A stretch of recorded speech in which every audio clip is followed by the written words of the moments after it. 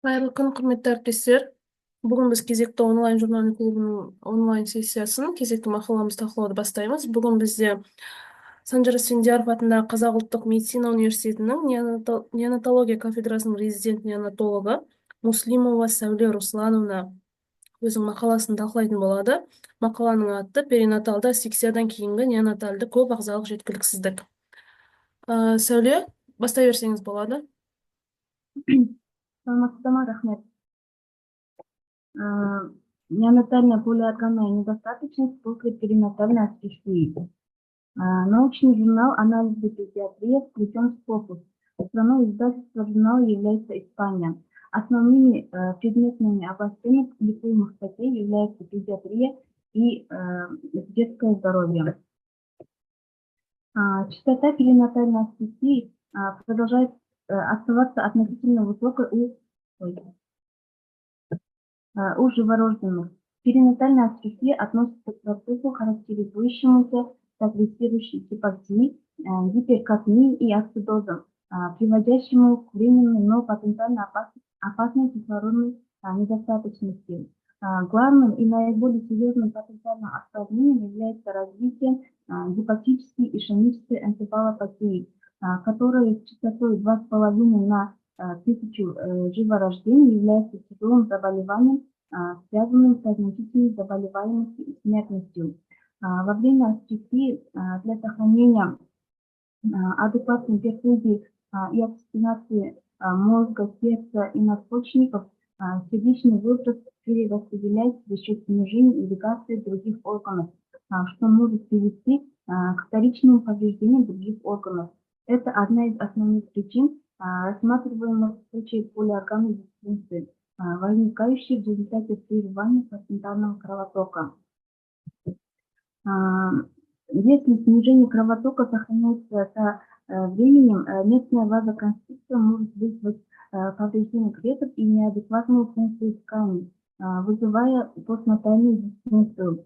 Авторы обнаружили, что у всех младенцев, у которых была ГИЭ, вследствие тяжелой асфиксии, наблюдались проявления дисфункции по крайней мере одного органа или системы в дополнение к центральной нервной системе.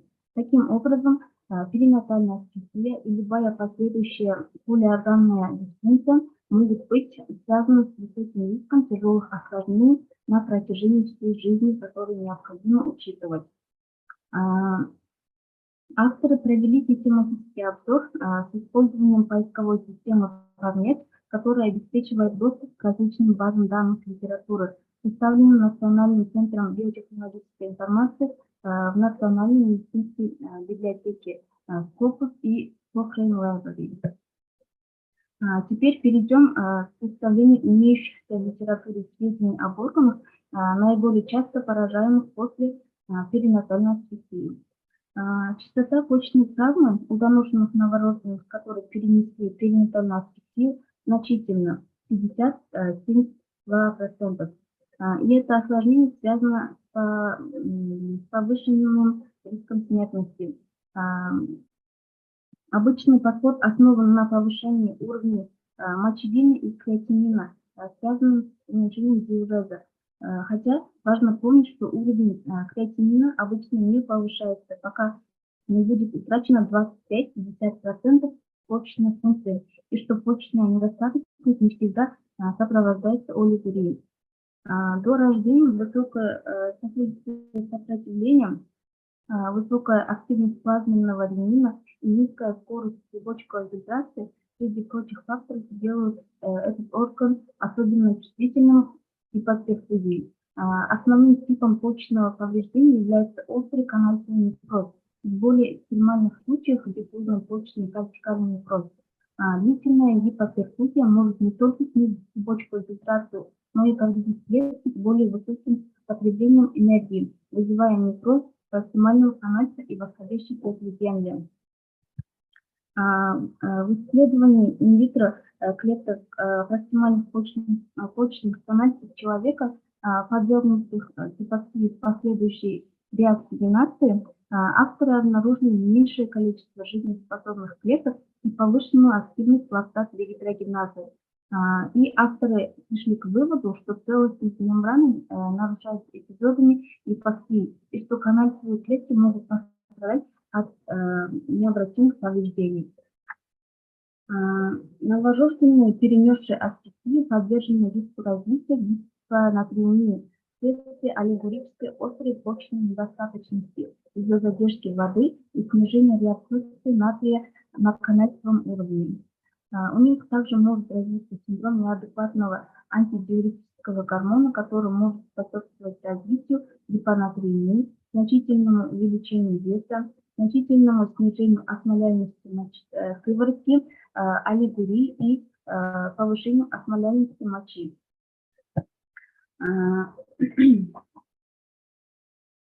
Повреждение печени, по-видимому, в основном связано с гипоперфузией, вторичной по отношению к перераспределению кровотока, а не с самой гипоксией.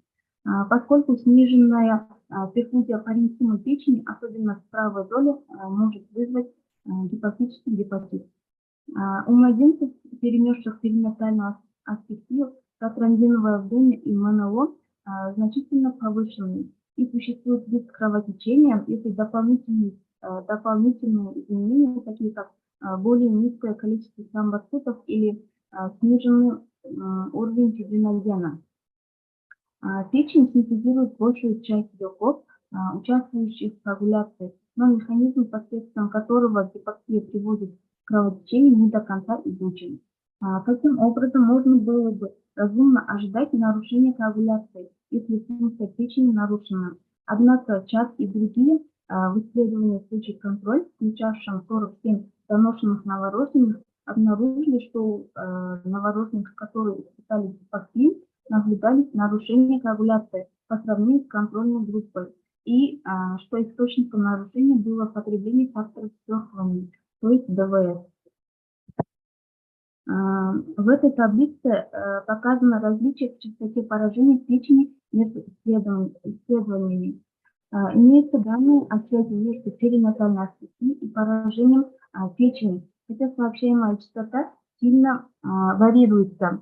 Ханкинс и другие авторы сообщили о самой высокой частоте, хотя эта цифра может быть связана с тяжестью случаев в исследовании, поскольку для включения в исследование у пациентов была развита энцефалопатия после эпизода асфиксии. В следующем исследовании почти у 50% новорожденных не развилась ГИЕ. Однако в обоих исследованиях применялись менее строгие критерии для определения поражения печени по сравнению с другими исследованиями.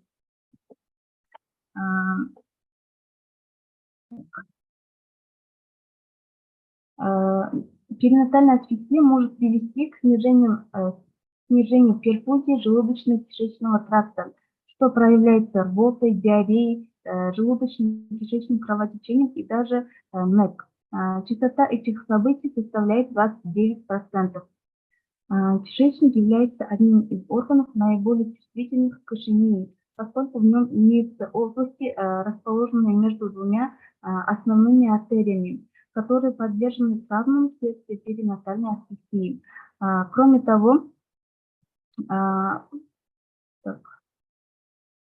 того, повреждение кишечника вызывается не только ишемией, но и реперфузией. В дополнение к неразвитой регуляции сосудистого сопротивления, незрелый кишечник имеет повышенные метаболические потребности. Это может вызвать проблемы в эпизодах сердечно-сосудистого стресса, так как незрелый организм может быть не в состоянии увеличить кишечный кровоток, а метаболические потребности могут подавить способность младенца увеличить потребление кислорода. Это приводит к эффектной саморегуляции давления потока в ответ на гипотонию, что приводит к тканевой гипоксии. Таким образом, желудочно-кишечное осложнение является одним из главных нарушений, присутствующих в контексте перинатальной асфиксии, с картиной кишечного повреждения, аналогичной той, которая обнаруживается при НЭК. НЭК – потенциально разрушительное приобретенное кишечное расстройство у недоношенных детей. Его частота у детей с очень низкой массой тела при рождении составляет 7%, и он связан с высокой смертностью и значительной заболеваемостью. Он характеризуется воспалением кишечника и ишемией, а также изменениями в микроциркуляции кишечника. Имеются сообщения о случаях НЭК, связанных с ишемическими событиями, что в сочетании с повышенной частотой этого расстройства в области кишечника, которые более чувствительны к ишемии из-за их расположения между нижней и верхней бежечными артериями, предполагает, что это расстройство связано с нарушениями кровообращения. Когда прерывание плацентарного кровотока является серьезным или длительным, и компенсаторные механизмы оказываются перегруженными, снижение сердечного выброса и падение среднего артериального давления приводит к снижению кровотока в мозге и системах органов, что увеличивает вероятность ишемического повреждения.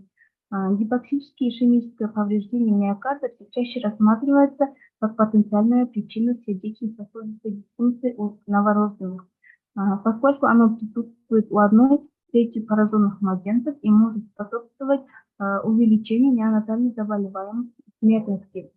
Ханкинс и другие авторы провели когортные исследования острой перинатальной асфиксии, последующей энцефалопатии, и обнаружили, что 78% случаев были связаны с повреждением сердца, определяемым как потребность в инотропе через 2 часа после рождения или повышение креатининкиназа. Маркеры повреждений сердца. Когда сердце поражается эпизодом перинатальной асфиксии, может развиться транзиторная ишемия миокарда, известная как гипоктическая кардиомиопатия. Было проведено когортное исследование для определения частоты этого расстройства у новорожденных с сердечно-сосудистыми симптомами, и было обнаружено, что частота составляет 70% у новорожденных с перинатальной асфиксией. В наблюдательном исследовании новорожденных с тяжелой асфиксией Барбери и соавторы обнаружили, что помимо повышения уровня сердечных ферментов и соответствующих ишемических ЭКГ-изменений, у пациентов также наблюдалось снижение функции желудочков. Хоффман и другие авторы сравнили сердечный выброс желудочка у новорожденных в семье и здоровых новорожденных и обнаружили снижение на 42,34% у первых. Частота повреждения миокарда, установленная на основе гистологических данных после перинатальной асфиксии, по-видимому, выше по сравнению с оценками, основанными на клинических проявлениях. Гургу и другие авторы исследовали клетки сердца с помощью электронной микроскопии и обнаружили дегенеративные изменения в некоторых клетках миокарда, которые демонстрировали истончение и разрыв миофибрил, а также дегенеративные изменения митохондрий. Янг и другие продемонстрировали, что эти изменения в митохондриях отражались на их функции, поскольку была затронута митохондриальная дыхательная цепь в клетках миокарда, вероятно, из-за перегрузки внутриклеточным кальцием. И заключение. Асфиксия является значительной распространенностью. Одним из наиболее частых осложнений, вторичных по отношению к асфиксии, является полиорганная дисфункция, а перераспределение объема – его основная причина. Длительные или тяжелые эпизоды перинатальной асфиксии могут вызвать кардиомиопатию. Существуют трудности, которые препятствуют установлению узкого диапазона частоты вовлечения каждого органа в контексте полиорганной дисфункции при перинатальной асфиксии. Вот почему установление стандартизированных критериев считается необходимым для гомогенизации результатов различных исследований.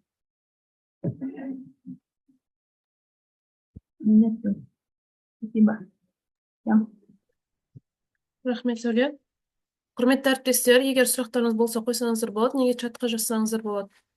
Коллеги, можете задавать вопросы.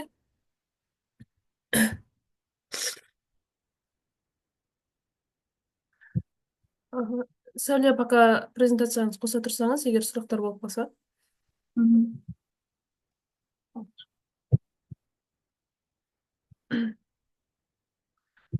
Перинатальды асфиксия боюнча сурактарыңыз барбы, әріптестер?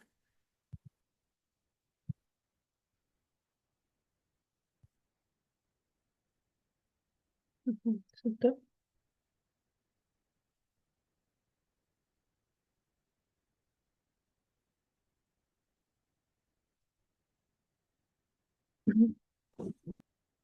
Сәуле Руслановна, жақсы рахмет. Мақала өте пайдалы болды деп ойлаймын, құрметті әріптестер. Сұрақтарыңыз болмаса, біз баяндамамызды аяқтаймыз. Запись сақталады және YouTube каналына жіберіледі. Сол жақтан қайталап көрсеңіз болады. Қатысқандарыңызға рахмет, сау болыңыздар. Сау болыңыз.